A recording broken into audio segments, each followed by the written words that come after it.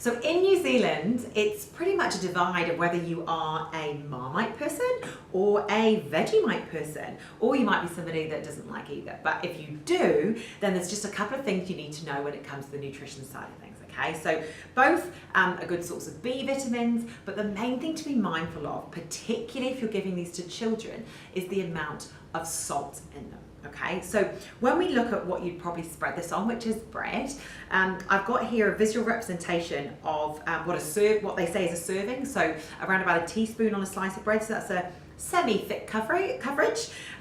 This is more than what is recommended, but I've certainly seen a few people that are thick spreaders.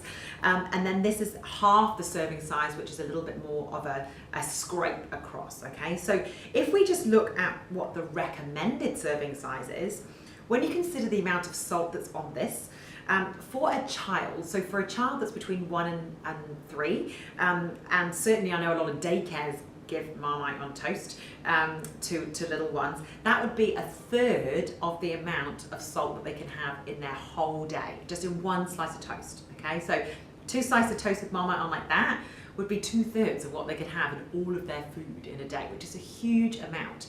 When it comes to a 4 to 9-year-old, that's 1/4 of what they can have in a day. So really the message, if you are actually giving either of these to children, is to make sure that you are spreading it incredibly thinly. And it's certainly a message for daycares to make sure that if it's something that you use regularly, to use less of. Adults, a lot of adults in New Zealand are having too much salt as well. So again, if you love these spreads, and I know that there's plenty of people that do, just make sure that when you get out of the jar that you're spreading it quite thinly so you're not having too much salt overall.